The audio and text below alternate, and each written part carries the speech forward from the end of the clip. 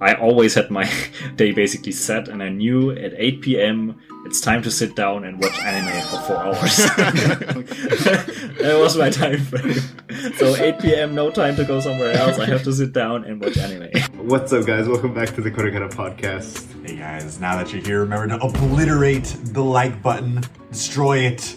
So today we have Stevie, who was previously featured on Matt vs. Japan's channel as well. So Steven has been studying Japanese for 3 years now, but what's really special about him is that even though he's only been studying for 3 years, he's dedicated over 7,000 hours to studying the language. Having tracked every single minute he spent studying Japanese, including all the content he's watched, every single page he's ever read, all the Anki reps, and even a level up system that he designed in Excel. We really wanted to get the best tips out of him so you guys can go and apply it to your own Japanese studies. So as always, be sure to hit the subscribe button, the bell button for those notifications, and I hope you guys enjoy the conversation. All right, Steven, can you give us a quick background of who you are and where you're at today? Who I am? I'm 29 years old, living in Germany, born in Germany, and I just finished my university. Wrong level. Right now I have 2 degrees. I have one in health management and one in nutritional sciences. And I just finished and started a new job. And on the side, I'm working with Migaku to produce their videos and help a little bit out with whatever is coming up. And yeah, I've learned English on my own for the last, 8 years, but you can't really call it learning anymore because I just do whatever I want. And then Japanese, I started 2018, so just over 3 years right now. And yeah, I'm still progressing. I'm still doing things and trying to improve a little bit here and there. Right now working towards Kanken, but that's still far in the future. I guess like the first thing we want to get into is your insane grind with Japanese. But before you even started to learn Japanese, you actually dedicated a large amount of hours towards World of Warcraft, right? So, like, how many hours did you put towards that game? I just checked a while ago because I started again, but not a lot, just a little bit on the side. If I want to relax a bit. Just dabbling. Just on my main character, I had a playtime of about 300 days. Oh, wow. Or so. So on all characters, probably over a year playtime. Over, 6-7 years or so. It's not quite a lot. Wow. So you were able to take that gaming mindset of grinding and transfer it towards Japanese. Was that your idea from the very beginning? Twofold. I think gaming was one part, but until I turned about 18, I did nothing in regards to sport. I was lazy, and my weekends were basically eating pizza on my own, playing games. And when I turned 18, I turned this all around, and that's the time when I got interested in all this nutrition stuff and training and so on and so forth. And I also use this, at least that's my impression when I think back to how it all happened. I think that also influenced me a lot when it comes to things like that, because it teaches you when you want to lose weight, or you have to change your eating habits and all of that. It teaches you that you have to be persistent with something, that you have to, let's say, grind a little bit, and it's not going to be easy, and just do your thing, don't think about it, and just keep going. And that's all that matters. When it comes to training and nutrition, it's basically the same. As long as you keep going, you're going to get there eventually. If you have a few days that don't go as well as you wanted them to go, then that's fine. Just keep going. And with learning a language, it's basically the same.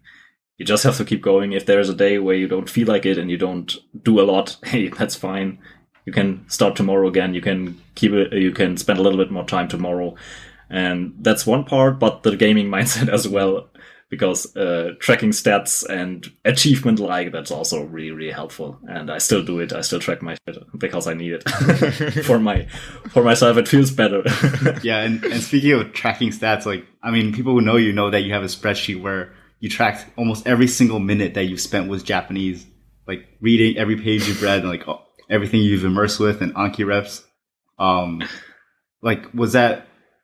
Did setting up that system make you more inclined to study Japanese, or was it just to measure your like progress so far? It makes me more inclined to do it. I mean, it really depends on the person. That's also something because I had to work in the gym for a few years, there are different types of people, obviously, and some really fare well with tracking their stuff, what they're doing, what they're eating, how they're training, and so on. And some people really, for them, it's a detriment. If they do it, it's too much work for them, and they are more likely to fall off the train. But for some people, and I'm one of them, it really motivates me. And just the thought when I see, hey, in the last 30 days, I did, I don't know, on average 4 hours of immersion. And now I'm only at an average of 3 hours and 50 minutes. And I definitely want to beat those 4 hours. So I have to do a little bit more in the last days or so, something like this. And yeah, or just general goals I set myself for or most of the time around half a year or so. I want to reach, I don't know, 3,000 hours of immersion, whatever. And I want to reach them. So I have to put in more time. So I get those, even though it doesn't matter and nobody cares and there isn't even some confetti or so once I reach it. It's still a nice feeling. So and now you're at 7,000 hours, right? Around. I'd have to look it up. I don't know it on the top of my head. But I guess like continuing with like the Excel sheet, like how did you come up with that system? Was it from the stuff you learned with nutrition? Because you also have a like pretty advanced like level up system where you get experience points, right? Can you talk a little bit about that? No problem. No, it's not really advanced. It's really basic. But I can't remember. It's just multiplying the time or so times. I'm not 100% sure how I did it. It has been a while, but it's not that complicated. The first time I used Excel was with nutrition because at the time when I started, I wanted to do it all on my own. So I developed my own nutrition sheet where I just have a main page where I enter what I've eaten. And it automatically, from a database I connected, it pulls all the stuff and calculates how many carbohydrates, protein, fat, and so on are contained in whatever I've entered. Right. That was the first time. And basically that's what I used. The knowledge, so to speak, what I used for this one.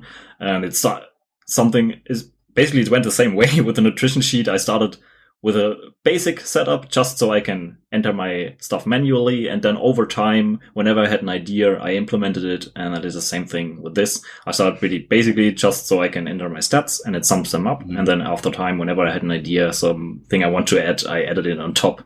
And I think the level up system was pretty late. Yeah, it was one of the last things I added.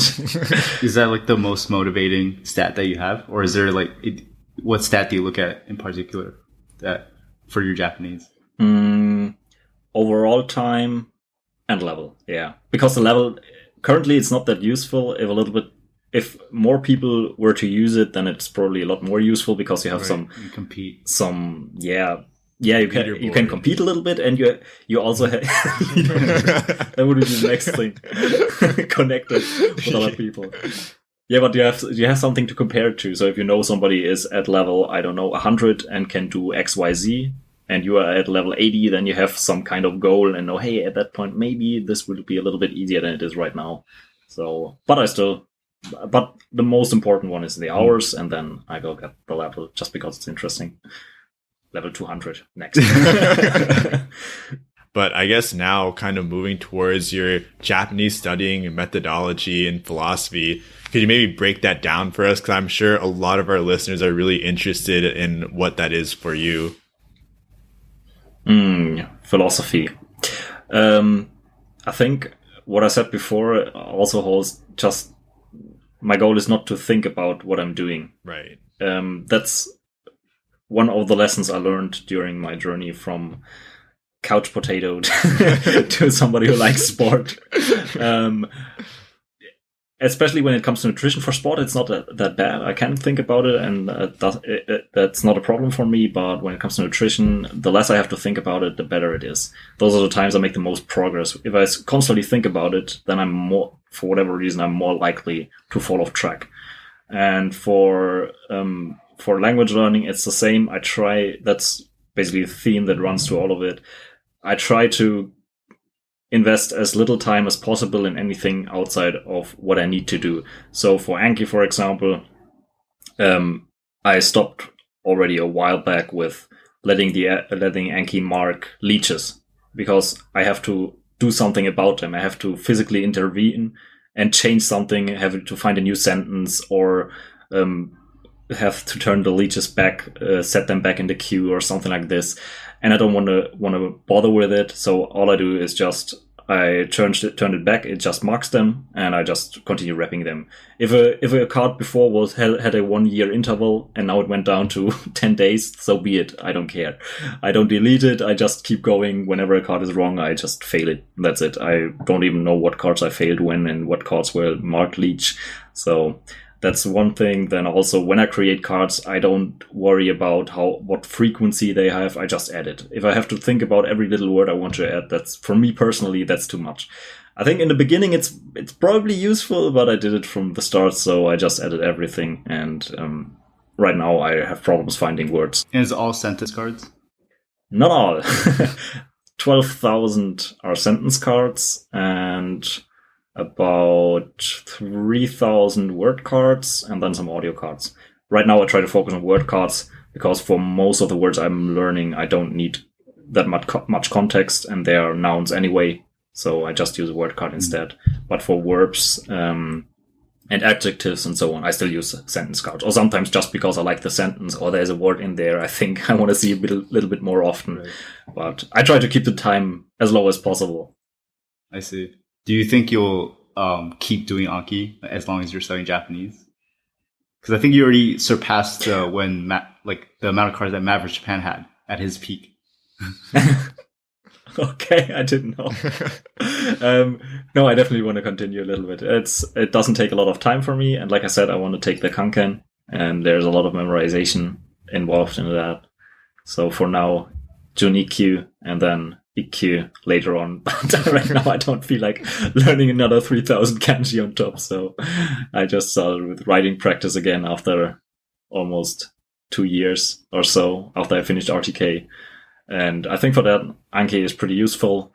And honestly, as long as it doesn't interfere with the rest of what I'm doing, and I can do it on the side while I'm on the toilet, on the phone or so, then I don't really care, and I will continue doing it, because learning new things or being able to remember that many words, I don't know, it's kind of interesting. I like doing it. I don't know. Yeah, I guess like when you first started learning Japanese, you used Matt for Japan's old method of doing RTK, right? Like, would you recommend that for somebody starting today? No. RTK, if you like it, do it definitely. But I think there are better ways. I mean, right now, for those who haven't seen it, but we developed a new tool. It's not free right now, so you can wait a little bit until it's free. But I think the best, if I were to design the optimal method, it would be something you do alongside. So you don't learn any useless kanji. I mean, I can't even pronounce the name.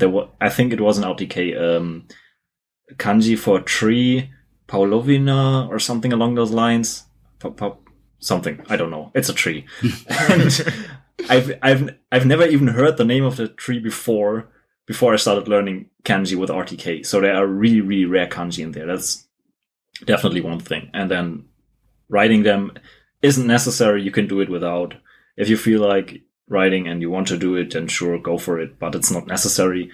And that's basically what we did with this new add-on and method. You can't even call it a method really, because the main thing is really the add-on, because it connects to your Anki cards or to your Anki and only creates the kanji cards with the necessary radicals for the kanji that appear in the deck you're doing. So if you have a beginner deck and the first card contains watashi, then it's going to create the necessary kanji card so you can learn this kanji a few days before you see it. And I think that's almost the optimal path, because you don't learn anything unnecessary and you always have the connection with the words afterwards. So you learn the kanji today, and in 3-4 days or so you will see the word itself, and then you have this connection, and it makes it less, because the goal for RTK, and I think for all the kanji learning methods, if you're going via the keyword route, is to forget the keywords eventually, and also the mnemonics if you use them. And in RTK, you always had a problem because you start pretty early, and it takes 3 months until you're done. And by that point, you haven't learned any words, but you already start forgetting the keywords, because the longer your intervals in Anki get, the more likely it is that you end up forgetting something. So Anki gets less accurate the longer the intervals get. But in this case, if you always have the connection with words, that's not a problem. You can start forgetting them, and after a while, you can just spend the cards, or you can keep wrapping them if you want to, or change it over to Japanese keywords or whatever you want. So I think that's the optimal solution, and that's what I would do if I were to start again, just the easier version. So right. Yeah, I mean, I remember when you were talking about you going through that phase, you went through a lot. You went through a lot. Pain. A lot of pain. Yeah, I mean, if you guys haven't seen it, you guys should go check that out. Stevie's old videos. But I mean, back then too, I mean, you also did a lot of listening, right? And I guess during that time, you went for a lot more difficult content versus, I guess, like the simple, right? So I guess also kind of looking back, would you say that maybe helped you out rather than detrimented you? I definitely have a few things I would change if I were to do it again. But listening to, at least for me personally, listening to things I find interesting rather than comprehensible was definitely the right decision. Right. Maybe, but it's always a maybe. If I were to choose something that's a little bit easier, then maybe it would have been better. But in my situation, I tried it for a while. In the first 3 months while I did RTK, I watched whatever I wanted. So I watched Great Teacher Onizuka during that time a few times. And afterwards, once I started with sentence mining, once I was done with RTK, I tried for like half a week or a week to limit myself to something like Shirokuma Cafe and stuff like that. But I found it really, really, really boring and just not for me. So after that half week or week, I stopped and started watching Attack on Titan and stuff like that, whatever interested me. And it felt a lot better. I felt like I could concentrate more, and I had an easier time spending a lot of time with it. Right. Because it's interesting for me. I can watch hours on end, could watch hours on end without ever looking at the time or so. And I still remember while I was watching Shirokuma Cafe, whenever, how long is this episode still going?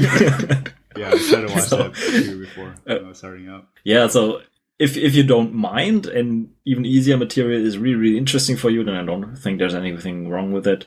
But maybe if I were to do it again, also with the difficult material, what I would definitely do is limit myself to a certain type of content, so I can get more repetition of the words. Because in the beginning, I didn't mind a lot from my audio content.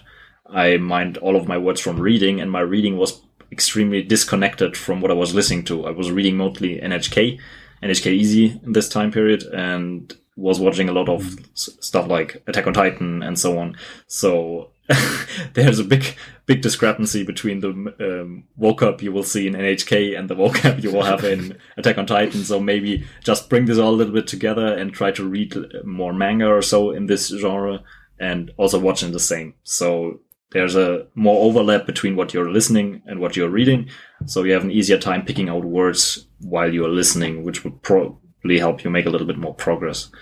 That's something I would definitely change. Right. I guess, like, how do you balance the different types of immersion, like reading and active and passive? And also, how do you balance, like, having Japanese in your life as well, because you're, like, with working and you're also averaging 4 hours a day? So how do you balance everything? Right now, I think I'm a little bit lower. Right now, it's between 3 and 4 hours. So it went down. But with two jobs, it's kind of hard. Balancing reading and listening. Most of the time, in the beginning at least, I did about an hour of reading, a little bit more over an hour. And right now, I try to get 2 hours, so a little bit more. But sometimes it's less. But I think, no, in the last few months or so, I always went over 1.5 hours. So I try to get 2 and the rest for listening. But otherwise, I don't think I would try. I would try to force myself to do more from one of those if I don't feel like doing it. So that's the most important part. Just do some reading. But if you don't feel like reading, then listen more. If you don't feel like listening, then read a little bit more. As long as you enjoy it. all the other stuff, like so to speak, min-maxing, like in a video game, that can come later. When you really don't care what you're doing and you don't mind reading and you don't mind listening, then sure, you can try to min-max a little bit and focus on what's maybe going to help you a little bit more. But otherwise, as long as you enjoy it, I just try to get towards 2 hours, and if I don't, then so be it. I don't beat myself up over it, so that's definitely a goal. And right now, I have the opportunity to work from home with the other job, and I can have it running, my Japanese stuff running while I'm working. And when I go to the toilet, I can do a few reps of Anki or so. When I get my coffee, 2 here, 3 there, and then most of the time I have my Anki finished and already got some listening in. And what I'm currently doing, I definitely, also while I'm reading, for example, in Japanese, I notice that I have to have something running in the background. I can concentrate more. And same with working here, I have to have something running. And it's not that I have to concentrate a ton on what I'm doing. I can do it a little bit on the side. It's not that complicated. Right. So I can still listen to what's running over there. And I'm just watching, what was it? I don't even forgot the name, DHC or so. News channel on YouTube, and they always upload 2-3 hour versions of their morning news section, and I just let that run on the side with my coffee when I get up at 7 a.m. and then that's the best start. I mean, it sounds like you've never struggled with motivation. Was there any point where you, like maybe a day where you didn't want to immerse and you were just tired from work? Was there any points like that? Yeah. Definitely. As motivation, definitely. Especially in the first year up to 1.5 years, I'd say. I don't have the exact time point, so roughly. But it had nothing to do with necessarily with that I didn't want to immerse or so. So it was more towards the feeling of, will I ever get this? Will I ever be able to understand this, what I'm not understanding right now? So more that I was unsure whether I was making progress, and there was still so much I didn't understand. So will this ever click for me? Will I ever be able to get this, whatever I'm reading right now and don't understand? That was the biggest problem for me. But after around 1.5 years, like I said, I realized, hey, there's already so much you understand in comparison to like 1 year before or so. If you got this far just from what you're doing with immersion and following just those basic steps, then there's no reason why the rest won't click eventually as well. So just keep going, keep reading, look up unknown words, and eventually you will understand it. So for me, that was the biggest struggle, but the rest not that complicated. After I set my schedule for the day during the first 2 years or so, basically 1.5 years, 2 years when I took the JLPT and so on, I always had my day basically set, and I knew at 8 p.m. it's time to sit down and watch anime for 4 hours. No matter what. That was my time frame. So 8 p.m., no time to go somewhere else. I have to sit down and watch anime. Good job.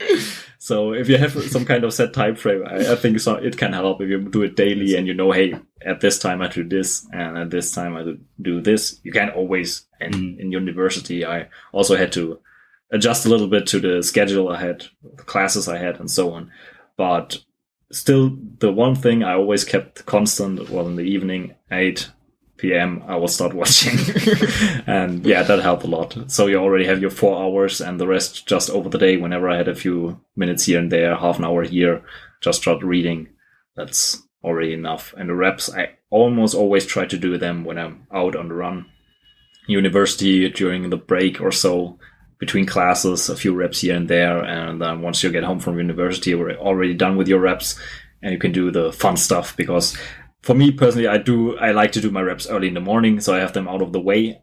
When I don't do them in the morning, I had this once. It was, I think, 11 p.m. or so, and I realized I hadn't done my reps for the day. I'm like, oh my god! We all have those. So I have to do it in the morning, otherwise I'll forget them. The alarming sense of urgency, like, oh, I gotta get my reps in right now, run to the computer, run to the phone, go Pretty much. like the cold, it's like your back is getting cold. Like, oh my god, I forgot it. I can't believe it. Yeah, it's gonna be your Stevens run in the 2020 Tokyo Olympics. I guess 2021 now. Run Anki 100-meter dash. The same feeling when you get up in the morning and you look at it, at your watch or so, and you realize that you overslept for 20 minutes or so, and you have to get to school. Yeah. Normally you're not that fast, but in this moment you're the fastest man on earth. Yeah, I mean, I would even argue the Anki feelings are just a tad bit worse, you know. Who cares about school? Anki. Exactly. That's what's really important.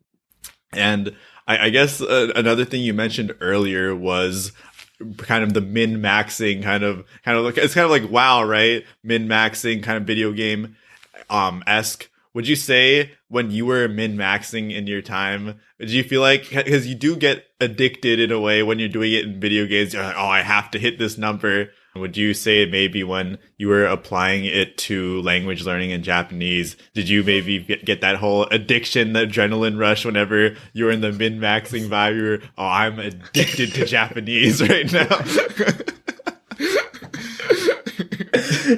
Yeah, pretty much. I mean, especially I only started this a while back, but that's when I realized it again how much fun this can be when I started tracking not only my reading time in general, but with my multi-tracker on my phone. When I start reading a book, right. I start my timer, and I also have a second tally counter where I can count the unknown words I find. And for every book, especially if you're in a series or so of multiple books, and you can see how the time per page goes down, how the amount of unknown words goes down over time. That's a really, really good feeling. And I have some more stats I can track, and it's even more interesting than before. Yeah, that's definitely. For me, it's really motivating. I can do this all day, but I try to go down a little bit, at least on the amount I track. That's right now. Most I track is really only my Anki time, but it's easy because Anki tells you how much time you spend. Right. My reading time and my listening time, and I still track when I read books, but most of the time I just read manga. So I don't track manga because I try to track stuff that's as accurate as possible. And in manga, there's such a big span when it comes to how much text there is, right, and how long each chapter is. So it's really hard to to fit this all under one number when you have a time, because you can read something like Ichiranai de Nakatoro-san, where there's really not a lot of text, but on the other side, what was it? Shinju no Nectar. I don't know. I can't remember exactly. Where you have a lot of text, a lot of technical stuff where they explain machinery and stuff like that, which takes a lot longer. So it's really hard to track, in my personal opinion. So that's why I don't track manga. But books, that's easy. I see. I guess how do you prevent yourself from burning out? Because, like, for example, with training and nutrition, it's really important to take rest days, and a lot of people take cheat days so they stay on track. Do you have any sorts of cheat days or rest days with Japanese? I always do my reps, because otherwise it's going to be really painful afterwards if they do accumulate. So that's something I always do. But I have days where I do a little bit less. But I try to compensate on other days where I do a little bit more. So that's definitely the goal. But at least my reps and a little bit of reading always has to go. But otherwise, for listening, it's not that hard. It's really only reading where I have a problem on days where I don't want to do it. Because for reading, I don't know, you have to concentrate a little bit more. But for listening, even if I'm tired or so, I can still do it. It's just, maybe I'm not as focused as I would otherwise be. But that's something. At least in the evening, it's kind of still a ritual for me. Evening time past 8 p.m. is anime time. Or I switch it up. Not only anime, I switch between anime, YouTube, and whatever. Honestly, right now I'm watching more YouTube than anything. Yeah, animes. It went down a little bit. But I have my phases. It always switches between I can't see anime, I have to watch something else, I have to watch YouTube for a few days or weeks or whatever, and then I switch back to more anime. So it depends. And reading the same, I switch between more book reading and more manga reading, whatever I feel like doing right now. Right. Yeah. It makes me feel really glad that we're not interfering at your 8 p.m. time right now. So it really hurt me you're looking forward to watching some YouTube videos, some anime. You're like, oh, I gotta go on. Oh, it's the Korekara podcast though, so never mind. I have to immerse. Yeah, move all the anime out of the way. This is the one time slot where it matters more. And it's always the same position. I sit here with my chair a little bit leaned back, right. My feet on the desk, my monitor a little bit to me, and then just while I'm drinking something. It's always the same position. The most optimal angles. It has to be as comfortable as possible. Yeah. Also, with the book in the background, you can't forget it has to be at an optimal angle, facing the book on your back. Too. Exactly. I can just grab it whenever I have a moment. Or my tablet, which I don't have it here. Normally, I always have my tablet over here if I want to read something, because books, most of the time I read them on a tablet, so I just can open it up and I already have it in front of me. Right. Whenever I need to. Just to keep it as close to you as you can. It's also always my tablet with me wherever I go. And I'm already, my parents already make fun of me because I always have a big backpack with all I need, and my tablet is always in there, and a lot of other stuff I could possibly need for my immersion, my headphones, something to write if I have to write something down or so, my phone, my charger, and everything is set up. So if I have to go somewhere, I'm always prepared. I just have to get my backpack. And I can immerse wherever I go. Yeah, looks like you need to go make a video, Steven. What goes into my Japanese survival kit? Survival backpack. And for food, obviously sushi. Oh, yes, yes. No. Everything must be Japanese. If it's not, I will not eat it. I will not consume it. I will not not do anything with it. I'm not that extreme. I still allow myself some other stuff. That's not a problem. I have to. Yeah, I'm glad it's not anything to the point where you have a pencil like, oh, if this is not made in Japan, I will not write with it. I will break this pencil on the spot and find a Japanese pencil to go. No. Who was it? Katz, who said, eat your cake with chopstick. No. I started eating a little bit more rice, but just because it's really easy, I got myself a rice cooker, and you can add your vegetables as well. So it's just I put it all in there, and my food I can go away and do something else while it's cooking. That's really easy, but it has nothing to do with Japanese, just because it's easy. It's not as I'm eating rice. You can get some extra experience points in your spreadsheet. Oh, yeah. You already know how to handle this. The cultural EXP bar underneath in the Excel sheet. New feature coming through. No, that's not it. No, otherwise I just keep it normal. And when I watch something in English, for example, when I go to bed and I at least want to keep up with some YouTubers or so, and I watch them while I slowly fade away. So that's something I still do. And sometimes if I want to spend an hour or two watching something in English on the weekend or so, I don't care. That's not something I'd beat myself up about. As long as I spend my time immersion, as long as I get my 3-4 hours a day or even more, then that's fine. The rest doesn't really matter. Just keep going. During my English time, I wasn't as strict anyway because I never intended to learn English, and it still worked out. So why should I beat myself up if I don't spend as much time on one day with the Japanese as I maybe could? So, yeah, it's not that serious. Yeah. And I guess now, having spent over 7,000 hours with Japanese, how good would you say overall your Japanese is, and how good do you want it to become? Hey guys, thanks for making it to the end of the podcast. In the next part of our conversation with Stevie, we find out how good his Japanese is after studying for over 7,000 hours. And we also talk about some of his favorite content to immerse with. So make sure to subscribe and hit the bell so you don't miss that. But thanks for watching the podcast.